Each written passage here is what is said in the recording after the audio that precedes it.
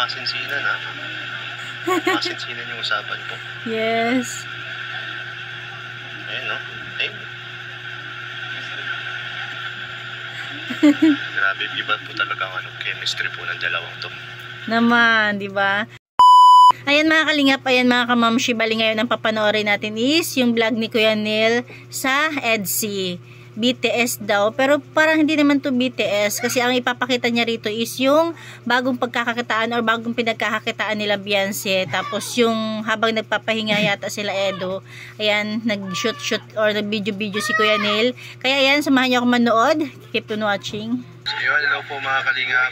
Ayan, welcome back po sa ating channel. Dito tayo sa bahay nila Beyonce. Yes. Ayan po. May napansin lang po tayo dito guys. Wow! Video okay. Meron silang video okay. Video okay. Oo, ibig sabihin dito pala nagpa-practice si Beyonce. Grabe oh. Ito po yung bagong-bago po nilang pinagkakakitaan ngayon. Video. Wow! Talaga naman nakakabilib yung mga magulang ni Beyonce, no? Kasi talagang kumikilos din sila, naghahanap din sila talaga ng mga pagkakakitaan, di ba? Itong video nila is ganda, passive income. Rental. Sabi ni Beyonce, ito daw ay pinaparentahan nila. Wow. Ayan o. Kaya pala, dito pala nagpa-practice si Beyonce, no? Pwede.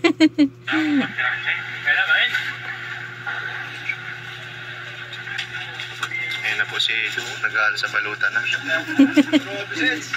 Sa baluta na po. Uy, may iyan. Grabe oh. Bro, yung iba nasa likod ni Norman. Tinatago pa dyan, Norman. Bro, ready na sa Hong Kong, guys. Wow. Sana all. Bro, kita ka sila sa Hong Kong, ha? Ano yun? Kape? Kape? Sabon? Bro, pinalayas ka na? Sabon natin lahat. Ha? Sabon natin lahat, kayo lang naman nandun. Ha? Sunsay mo na. Yan, mag-unboxing po si Norman. Unboxing tayo. Grabe, kala mo, may love team ah. Kailangan natin sa coffee shop friend Norman, nagkakabusan tayo.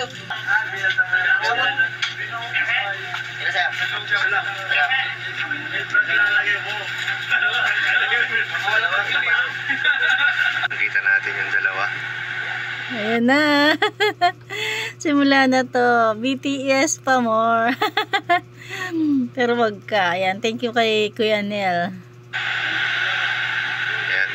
Sweet na sweet po yung dalawa guys. Oh. Puwang-puwa po sa CCTV. Ano pa yung pinag-uusapan ng dalawa guys?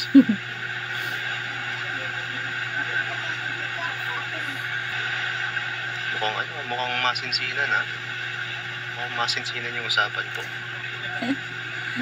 Bali na vlog naman na to or na-upload na to ni Kalinga Prab. Ayun no? Ayun. Grabe, iba po talaga ang chemistry po ng dalawang to. Mula nung magsimula hanggang ngayon, andun pa rin yung kilig guys. Naman. Sama natin si Lulu. Lulu, ang ginagawa mo dyan? Nainggit ka na naman. Nainggit ka na. Pinabayaan mo yung yung dapat na sa'yo eh. Camera man ako pa yan. Hindi ko naman nainggit na talaga. Ayan, malungkot po ngayon si Lolo. So mukhang may pinagsisisihan po siya. Kay Melka. Wala, pinabayaan mo eh. Ang si Melka tapos si Lolo kasi ang lakas mga asaran. Magbiruan, di ba? Napunta na kay J. Brad. Hindi pa naman huli ang lahat, Lo. May pagkakataon ka pa. Sila ang sweet. Oh, ha? Ang sweet naman talaga. Yes.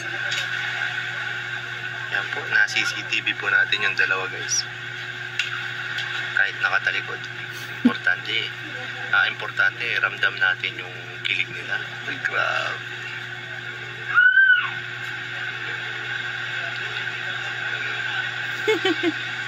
Go Kuya Neil, kahit di natin naririnig.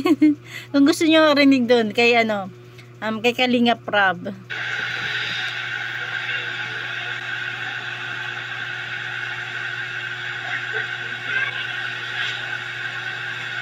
Ay, grabe. Kahit walang sounds, go lang. Mukhang aakbayan po yan mamaya guys.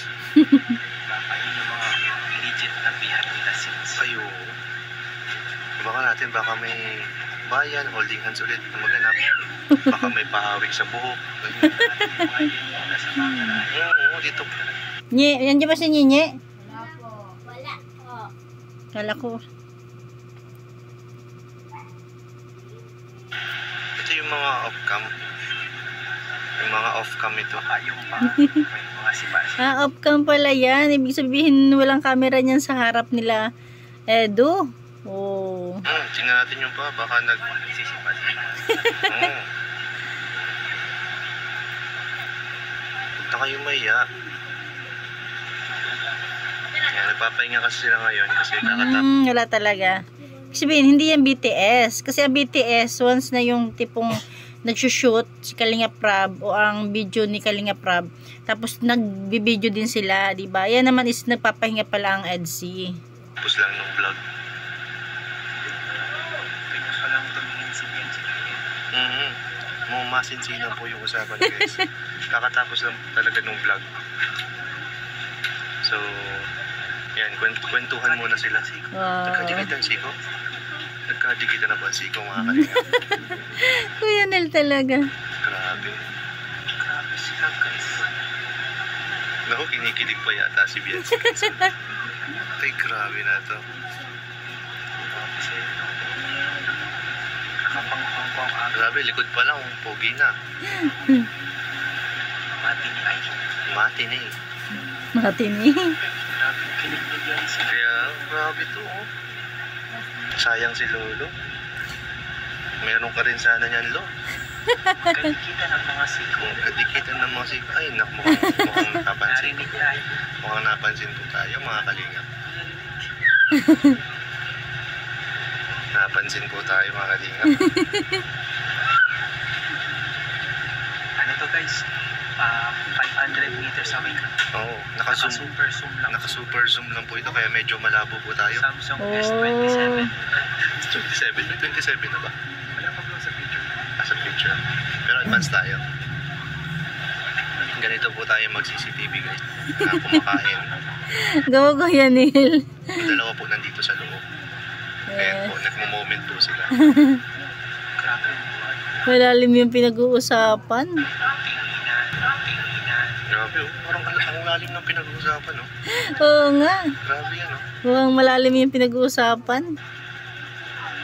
Parang anong usapan nila eh. Ano favorite flavor mo ng puto? Gusto mo ba ipagluto kita sa sunod? Mukhang pinag-uusapan nila ang Singapore ah. Sabi, grabe ka rin ako kinikilig si Bianchi. Kaya nga kanina pa yan oh. Legit oh, legit oh. Guys, Grabe. Excited na daw siya ano mag-OOTD sa Singapore.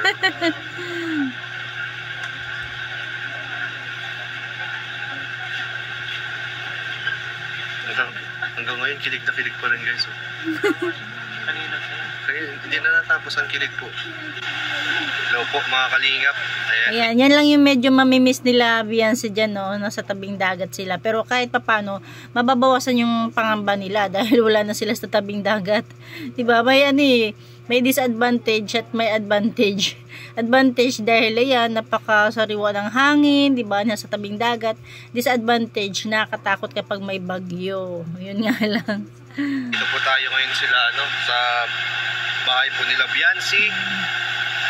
Malakas po yung alon ngayon guys. Diba katulad yan, no? Lakas ng alon. Medyo malakas po ang alon. Kasama pa rin yung panahon.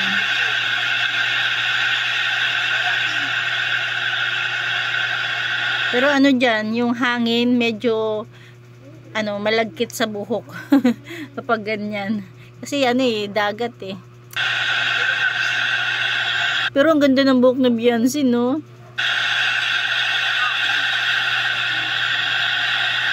Wow.